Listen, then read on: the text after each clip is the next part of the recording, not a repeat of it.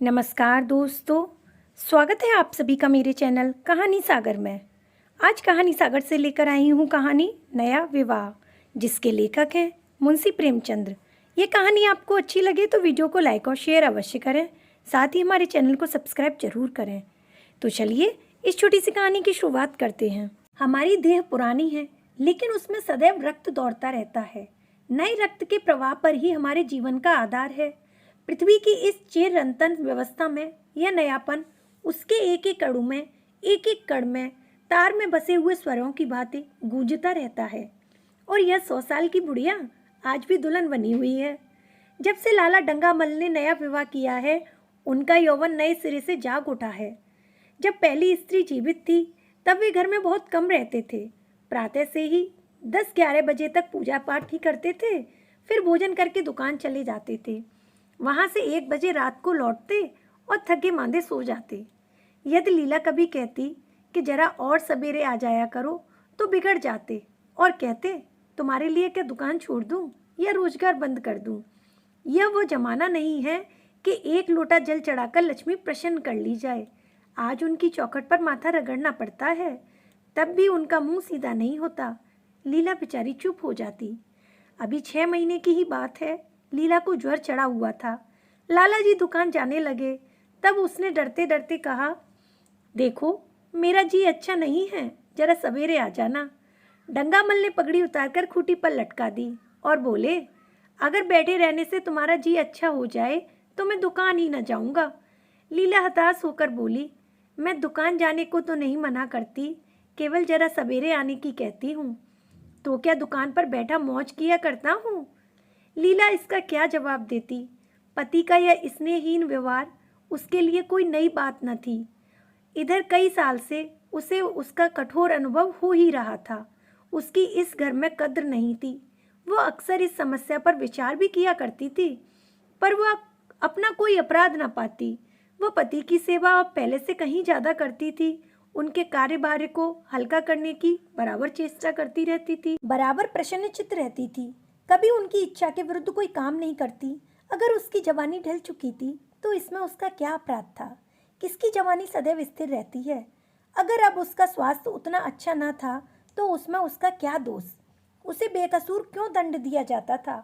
उचित तो यह था कि 25 साल का साहचर्य अब एक गहरी मानसिक और आत्मिक अनुरूपता का रूप धारण कर लेता, जो दोष को भी गुण बना लेता है, जो पके फल की तरह ज्यादा रसीला, ज्यादा मीठा, ज्यादा सुंदर हो जाता है। लेकिन लाला जी का वड़िक हृदय हर एक पदार्थ को वाणिज्य की तराजू से तौलता था। बूढ़ी गाय जब दूध न दे सकती है, न बच्चे, तब उसके लिए गौशाला ही सबसे अच्छी जगह है। उनके विचार में लीला के लिए उतना ही काफी था कि घर की मालकिन बनी रहे, आराम से खाए और पड़ी रहे। उसे अख्तियार है, चाहे कितने जेवर बनवाएं, चाहे कितना स्नान व पूजा करें, केवल उनसे दूर रहे। मानव प्रकृति की जटिलता का एक रहस्य यह था कि डंगामल जिस आनंद से लीला को वंचित रखना चाहते थे, जिसकी उनके लिए कोई जरूरत न थी, न समझते थे, खुद उसी के लिए सदैव प्रयत्न करते रहते थे। लीला 40 वर्ष की होकर बूढ़ी समझ ली गई थी, किंतु वो 43 के होकर भी अभी जवान बने हुए थे, जवानी के उन्माद और उल्लास से भरे हुए। लीला से अब उन्हें एक तरह की अरुचि होती जा रही थी, और वह दुखिया जब अपनी त्रुटियों का अनुभव करके प्रकृति के निर्दय आघातों से बचने के लिए रंग व रोवन की आड़ लेती, तब लालाजी उसके बूढ़े नखरों से और भी घृणा करते थे। वे कहते, वारी तृषा, 7 लड़कों को तो माँ हो गई, बाल खिचड़ी हो गए, चेहरा धुले हुए फैलालेन की तरह सिकुड़ गया, मगर आपको अभी महावर, सिंदूर, मेहंदी और उपटन की हवस बाकी है। औरतों का स्वभाव भी कितना विचित्र है, न जाने क्या बनाव श्रृंगार पर इतना ध्यान देती हैं। पूछो, अब तुम्हें और क्या चाहिए। क्यों नहीं मन को समझा लेती कि जवानी विदा हो गई है और इन उपादानों से वो वापस नहीं बुलाई जा सकती। लेकिन वो खुद जवानी का स्वप्न देखते रहते थे। उनकी जवानी की तृषा अभी शांत न हुई थी। जाड़ों में रसों और पाकों का सेवन करते रहते थे। हफ्ते में 2 बार खिसाब लगाते और एक डॉक्टर से मंकी ग्लैंड के विषय में पत्र व्यवहार कर रहे थे। लीला ने उन्हें असमंजस में देखकर कातर स्वर में पूछा, कुछ बतला सकते हो? कै बजे आओगे? लाला जी ने शांत भाव से पूछा।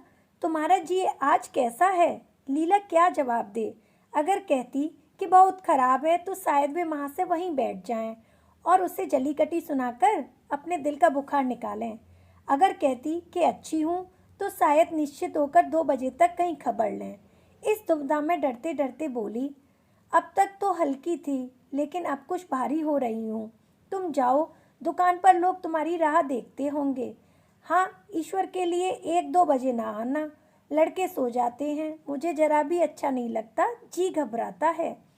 सेठ जी ने अपने स्वर में स्नेह की चाशनी देकर कहा, 12 बजे तक आ जाऊंगा। लीला का मुख धूमिल हो गया। उसने कहा, 10 बजे तक नहीं आ सकते? 11:30 से पहले किसी तरह नहीं। नहीं, 10:30, अच्छा 11 बजे। लाला वादा करके चले गए, लेकिन 10 बजे रात को एक मित्र ने मुजरा सुनने के लिए बुला भेजा। इस निमंत्रण को कैसे इनकार कर देते? जब एक आदमी आपको खातिर से बुलाता है तब यह कहाँ की भलमानसात है कि आप उसका निमंत्रण अस्वीकार कर दें। लाला जी मुजरा सुनने चले गए। 2 बजे लौटे। चुपके से आकर नौकर को जगाया और अपने कमरे में आकर लेट रहे। लीला उनकी राह देखती, प्रतिक्षण विकल वेदना का अनुभव करती हुई न जाने कब सो गई थी। अंत को इस बीमारी ने अभागनी लीला की जान ही लेकर छोड़ा। लाला जी को उसके मरने का बड़ा दुख हुआ। मित्रों में संवेदना के तार भेजे। एक दैनिक पत्र में शोक प्रकट करते हुए लीला के मानसिक और धार्मिक सद्गुणों का खूब बढ़ाकर वर्णन किया। लाला जी ने इन सभी मित्रों को हार्दिक धन्यवाद दिया और लीला के नाम से बालिका विद्यालय में 5 वजीफे प्रदान किए। और मृतक भोज तो जितने समारोह से किया गया वह नगर के इतिहास में बहुत दिनों तक याद रहेगा। लेकिन 1 महीना भी गुजर न पाया था कि लाला जी के मित्रों में चारा डालना शुरू कर दिया और उसका यह असर हुआ कि 6 महीने की विदुरता के तप के बाद उनका दूसरा विवाह कर लिया। आखिर बेचारे क्या करते? जीवन में एक सहचरी की आवश्यकता तो होती ही है और इस उम्र में तो एक तरफ से अनिवार्य हो गई थी। जब से नई पत्नी आई, लाला जी के जीवन में आश्चर्यजनक परिवर्तन हो गया। दुकान से अब उतना प्रेम नहीं था। लगातार हफ्तों न जाने में भी उनके कारोबार में कोई हर्ज नहीं होता था। जीवन के उपभोग की जो शक्ति दिन दिन क्षीण हो जाती थी, अब वह छींटे पाकर सजीव हो गई थी। सूखा पेड़ हरा हो गया था। उसमें नई नई कोपलें फूटने लगी थीं। मोटर नई आ गई थी। कमरे नए फर्नीचर से सजा दिए गए थे। नौकरों की भी संख्या बढ़ा दी गई थी। रेडियो आ पहुंचा था। प्रतिदिन नए नए उपहार आते रहते थे। लाला जी की बूढ़ी जवानी जवानों की जवानी से भी प्रखर हो गई थी। उसी तरह जैसे बिजली का प्रकाश चंद्रमा के प्रकाश से ज़्यादा स्वच्छ और मनोरंजक होता है। लाला जी को उनके मित्र इस रूपांतर पर बधाइयाँ देते, जब वे गर्व के साथ कहते, भाई हम तो हमेशा जवान रहे और हमेशा जवान रहेंगे। बुढ़ापा यहाँ आए तो उसके मुंह पर कालिक लगाकर गधों पर उल्टा सवार करा के शहर से निकाल दें। जवानी और बुढ़ापे को न जाने क्यों लोग अवस्था से संबंध कर देते हैं। जवानी का उम्र से उतना ही संबंध है जितना धर्म का आचार से, रुपये का ईमानदारी से, रूप का श्रृंगार से। आजकल के जवानों को आप जवान कहते हैं, उनकी 1000 जवानियों को अपने 1 घंटे से भी न बदलूंगा। मालूम होता है उनकी जिंदगी में कोई उत्साह ही नहीं, कोई शौक नहीं। जीवन क्या है? गले में पड़ा हुआ एक ढोल है। यही शब्द घटा बढ़ाकर वे आशा के हृदय पटल पर अंकित करते रहते थे। उससे बराबर सिनेमा, थिएटर और दरिया की सैर के लिए आग्रह करते रहते थे। लेकिन आशा को न जाने क्यों इन बातों में जरा भी रुचि न थी। वह जाती तो थी मगर बहुत टाल टूल करने के बाद। एक दिन लाला जी ने आकर कहा, चलो आज बजरे पर दरिया की सैर करें। वर्षा के दिन थे। दरिया चढ़ा हुआ था। मेघमालाएं अंतर्राष्ट्रीय सेनाओं की भांति रंग बिरंगी वर्दियों अपने आकाश में कवायद रही थीं। सड़क पर लोग मल्हार और 12 मासों गाते चलते थे। बागों में झूले पड़े हुए थे। आशा ने बेदली से कहा, मेरा जी तो नहीं चाहता। लाला जी ने मृदु प्रेरणा के साथ कहा, तुम्हारा मन कैसा है? आमोद प्रमोद की ओर आकर्षित नहीं होता? चलो जरा दरिया की सैर देखो। सच कहता हूँ बजरे पर बड़ी बहार रहेगी। आप जाएं, मुझे और कई काम करने हैं। काम करने को आदमी है, तुम क्यों काम करोगी? महाराज, अच्छे सालन नहीं पकाते, आप खाना बैठेंगे तो यूं ही उठ जाएंगे।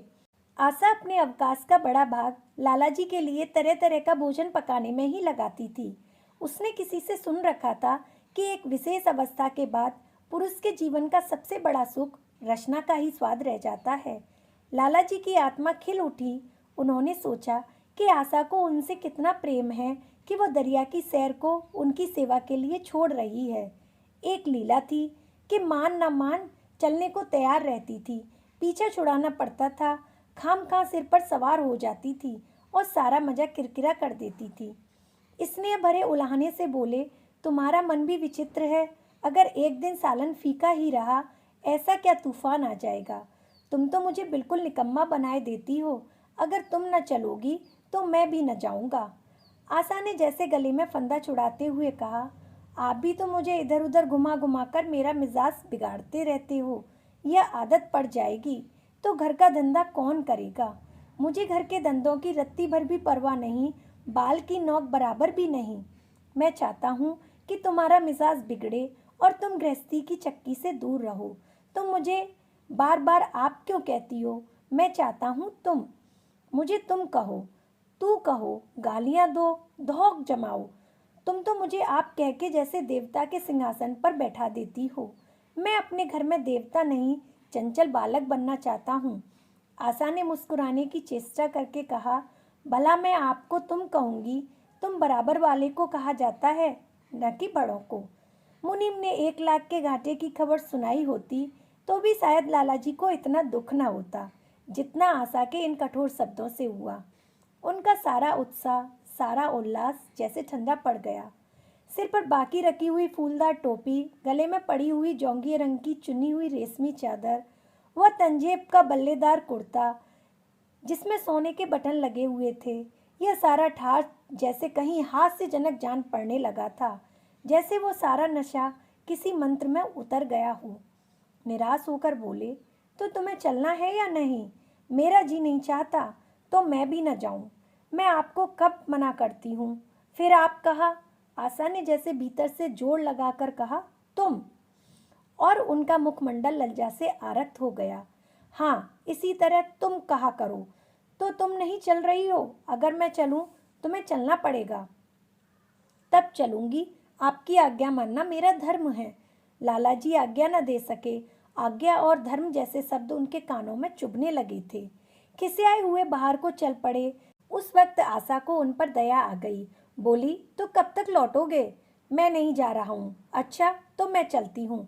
जैसे कोई जिद्दी लड़का रोने के बाद अपनी इच्छित वस्तु पाकर उसे पैरों से ठुकरा देता है, उसी तरह लालाजी ने मुंह बनाकर कहा, तुम्हारा जी नहीं करता तो ना चलो। मैं आग्रह नहीं करता। आप नहीं, तुम बुरा मान जाओगे। आशा गई, लेकिन उमंग से नहीं। जिस मामूली वेश में थी उसी तरह चल खड़ी हुई। न कोई सजीली साड़ी, न जड़ाऊ गहने, न कोई सिंगार, जैसे कोई विधवा हो। ऐसी ही बातों पर लालाजी मन में झुंझला उठते थे। ब्याह किया था जीवन का आनंद उठाने के लिए, झिलमिलाते हुए दीपक में तेल डालकर उसे और चटक करने के लिए। अगर दीपक का प्रकाश तेज ना हुआ तो तेल डालने से क्या लाभ। न जाने इसका मन क्यों इतना शुष्क और नीरस है, जैसे कोई उसर का पेड़ हो। कितना ही पानी डालो उसमें हरी पत्तियों के दर्शन ना होंगे। जड़ाऊ गहनों से भरी पेटरियाँ खुली हुई हैं। कहाँ कहाँ से मंगवाए थे, दिल्ली से, कलकत्ते से। कैसी कैसी बहुमूल्य साड़ियाँ रखी हुई हैं, एक नहीं सैकड़ों, पर केवल संदूक में कीड़ों का भोजन करने के लिए। दरिद्र घर की लड़कियों में यही ऐब होता है। उनकी दृष्टि सदैव संकीर्ण रही है। न खा सके, न पहन सके और न दे सके। उन्हें तो खजाना भी मिल जाए तो यह सोचती रहेंगी कि खर्च कैसे करें। दरिया की सैर तो हुई पर विशेष आनंद न आया।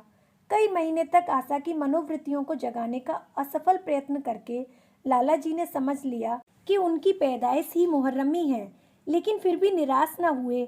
ऐसे व्यापार में एक बड़ी रकम लगाने के बाद वो उसमें अधिक से अधिक लाभ उठाने की वणिक प्रवृत्ति को कैसे त्याग देते।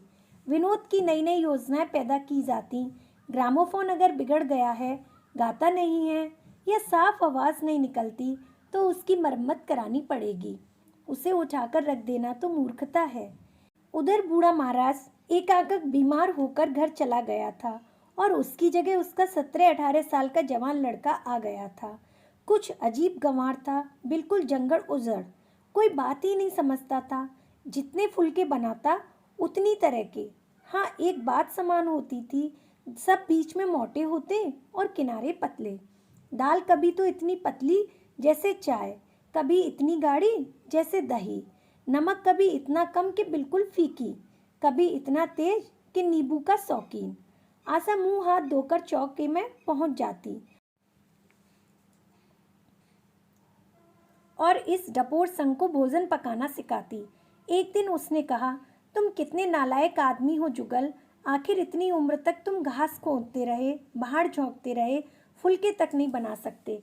जुगल आंखों में आंसू भर के कहता, बहूजी अभी मेरी उम्र ही क्या है, 17वां ही तो पूरा हुआ है। आशा को उसकी बात पर हंसी आ गई। उसने कहा, तो रोटियां पकाना क्या 10-5 साल में आता है? आप 1 महीना सिखा दें बहूजी, फिर देखिए मैं आपको कैसे फुलके खिलाता हूँ कि जी खुश हो जाएगा। जिस दिन मुझे फुलके बनाने आ जाएंगे मैं आपको कोई इनाम लूँगा। सालन तो अब मैं कुछ कुछ बनाने लगा हूँ। क्यों? आशा ने हौसला बढ़ाने वाली मुस्कुराहट के साथ कहा, सालन नहीं, वो बनाना आता है। कभी और मैं नहीं रहती तब तो आपके कमरे के द्वार पर जा बैठता हूँ, वहाँ बैठकर अपनी तकदीर को रोता हूँ। आशा ने हंसी को रोककर पूछा, क्यों रोते क्यों हो? या ना पूछिए बहूजी, आप इन बातों को नहीं समझेंगी। आशा ने उसके मुंह की ओर प्रश्न की आंखों से देखा। उसका आशय कुछ तो समझ गई, पर न समझने का बहाना किया। तुम्हारे दादा आ जाएंगे तब तुम चले जाओगे। और क्या करूँगा बहूजी, यहाँ कोई काम दिलवा दीजिए तो पड़ा रहूँगा। मुझे मोटर चलाना सिखवा दीजिए, आपको खूब सैर करवा के आऊँगा। नहीं नहीं बहूजी, आप हट जाइए, मैं पतीली उतार लूँगा। ऐसी अच्छी साड़ी है आपकी, कहीं कोई दाग पड़ गया तो क्या हो। आशा पतीली उतार रही थी। जुगल ने उसके हाथ से सड़ासी लेनी चाहिए। दूर रहो, फुअड़ तो तुम हो ही, कहीं पतीली पाँव पर गिरा ली तो महीनों झीकोगे। जुगल के मुख पर उदासी छा गई। आशा ने मुस्कुराकर पूछा, क्यों, मुंह क्यों लटक गया सरकार का? जुगल रुहासा होकर बोला, आप मुझे डांट देती हैं बहूजी, तब मेरा दिल टूट जाता है। सरकार कितना ही गुड़की, मुझे बिल्कुल भी दुख नहीं होता। आपकी नज़र कड़ी देखकर मेरा खून सर्द हो जाता है। आशा ने दिलासा दिया, मैंने तुम्हें डांटा तो नहीं, केवल यही तो कहा है कि पतीली तुम्हारे पाँव पर गिर पड़ी तो क्या होगा। हाथ ही तो आपका भी था, कहीं आपके ही हाथ से छूट पड़े तो। लाला डंगामल ने रसोई घर के द्वार पर आकर कहा, आशा जरा यहाँ आना, देखो तुम्हारे लिए कितने सुंदर गमले लाया हूँ, तुम्हारे कमरे के सामने रखे जाएंगे। तुम यहाँ धुएं धक्कड़ में क्यों हलाकन होती हो? इस लड़के से कह दो कि जल्दी महाराज को बुलाए, नहीं तो मैं कोई दूसरा आदमी रख लूँगा। महाराजों की कमी नहीं है, आखिर कब तक कोई रियायत करे। गधों को जरा भी तमीज़ नहीं आई। सुनता है जुगल, लिख दे आज अपने बाप को। चूल्हे पर तवा रखा हुआ था। आशा रोटियां बेलने में लगी हुई थी। जुगल तवे के लिए रोटियों का इंतजार कर रहा था। ऐसी हालत में भला आशा कैसे गमले देखने जाती? उसने कहा, जुगल रोटियां टेढ़ी मेढ़ी बेल डालेगा। लालाजी ने चिढ़कर कहा, अगर रोटियां टेढ़ी मेढ़ी बेलेगा तो निकाल दिया जाएगा। आशा अनसुनी करके बोली, 10-5 दिन में सीख जाएगा, निकालने की क्या ज़रूरत है। तुम आकर बता दो गमले कहाँ रखे जाएंगे। कहती तो हूँ रोटियां बेलकर आ जाती हूँ। नहीं, मैं कहता हूँ तुम रोटियां मत बेलो। आप तो ख्वामखा जिद करते हो। लालाजी सन्नाटे में आ गए।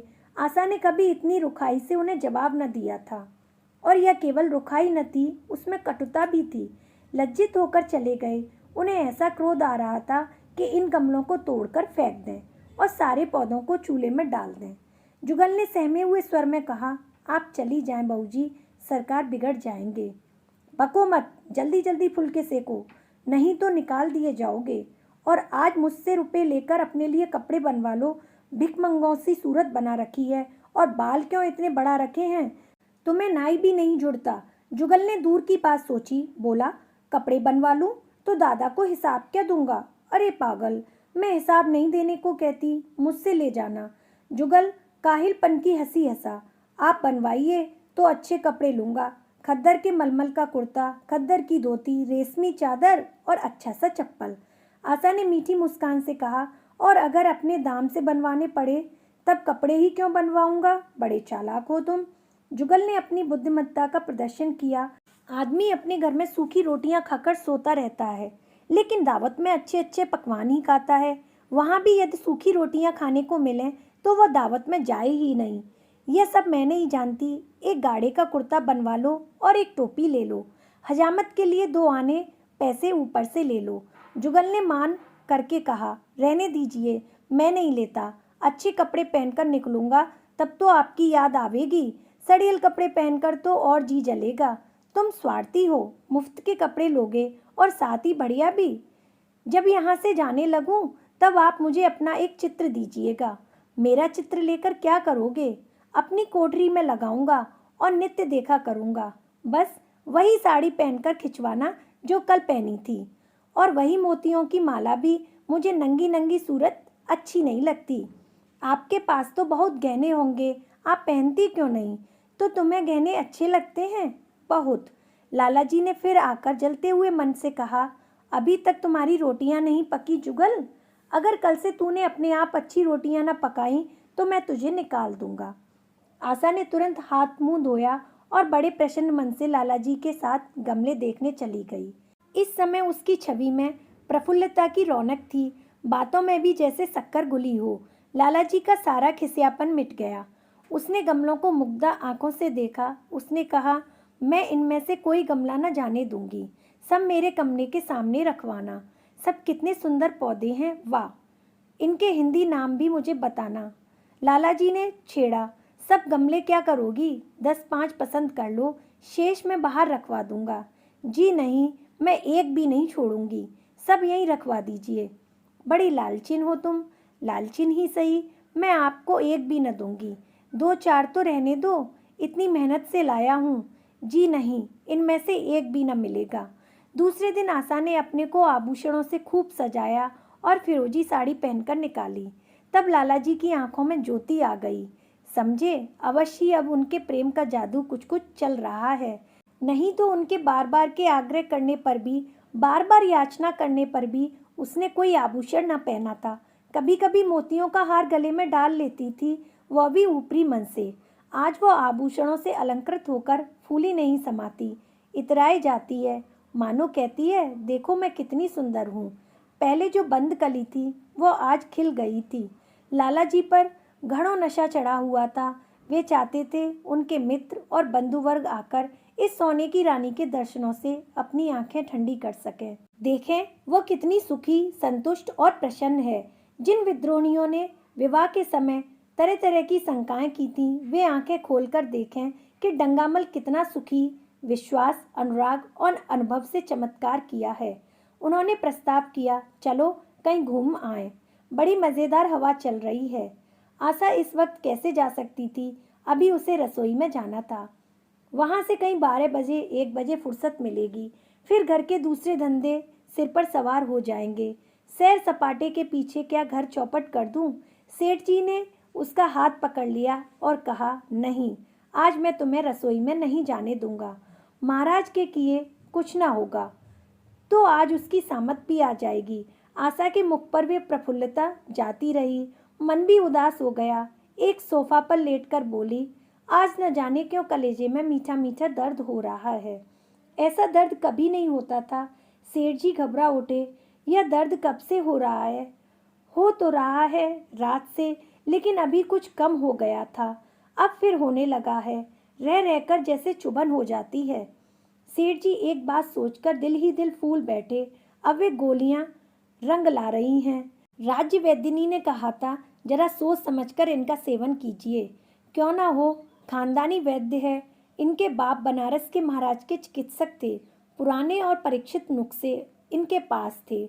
उन्होंने कहा, तो रात से ही यह दर्द हो रहा है? तुमने मुझसे कहा नहीं? नहीं तो वैद्य जी से कोई दवा मंगवा देता। मैंने समझा था आपने आप ही अच्छा हो जाएगा, मगर अब बढ़ रहा है। कहाँ दर्द हो रहा है, जरा देखूं। कुछ सूजन तो नहीं है? सेठ जी ने आशा के आंचल की तरफ हाथ बढ़ाया। आशा ने शर्मा का सिर झुका लिया। उसने कहा, यह तुम्हारी शरारत मुझे अच्छी नहीं लगती। मैं अपनी जान से मरती हूँ, तुम्हें हंसी सूझती है? जाकर कोई दवा ला दो। सेठ जी अपनी पुसंत का यह डिप्लोमा पाकर उससे कहीं ज़्यादा प्रसन्न हुए जितना राय बहादुरी पाकर होते। इस विजय का डंका पीटे बिना उन्हें कैसे चैन आ सकता था? जो लोग उनके विवाह के विषय में द्वेष में टिप्पणियां कर रहे थे, उन्हें नीचा दिखाने का कितना अच्छा अवसर हाथ आया था, और उतनी जल्दी। पहले पंडित भोलेनाथ के पास गए और भाग्य ठोक कर बोले, भाई मैं तो बड़ी विपत्ति में फंस गया हूँ। कल से उनके कलेजे में दर्द हो रहा है। कुछ बुद्धि काम नहीं कहती है ऐसा दर्द पहले कभी न हुआ था। भोलेनाथ ने कुछ बहुत हमदर्दी न दिखाई। सेठ जी यहाँ से उठकर अपने दूसरे मित्र लाला फागमल के पास पहुँचे और उनने भी लगभग इन्हीं शब्दों से शोक संवाद किया।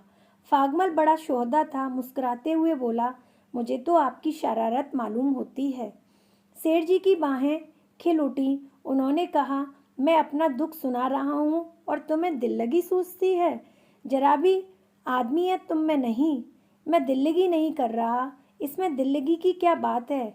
वे कमसिन कोमलांगी, आप ठहरे पुराने लठैत, दंगल के पहलवान। बस अगर यह बात न निकले तो मूछ मुड़ा लेना। सेठ की आंखें जगमगा उठी। मन में यौवन की भावना प्रबल ही उठी और उसके साथ ही मुख पर भी यौवन की छलक आ गई। छाती जैसे कुछ फैल गई थी। चलते समय उनके पग कुछ अधिक मजबूती से जमीन पर पड़ने लगे और सिर की टोपी भी न जाने कैसे बांकी हो गई थी। आकृति से बागपन की शान बरसने लगी।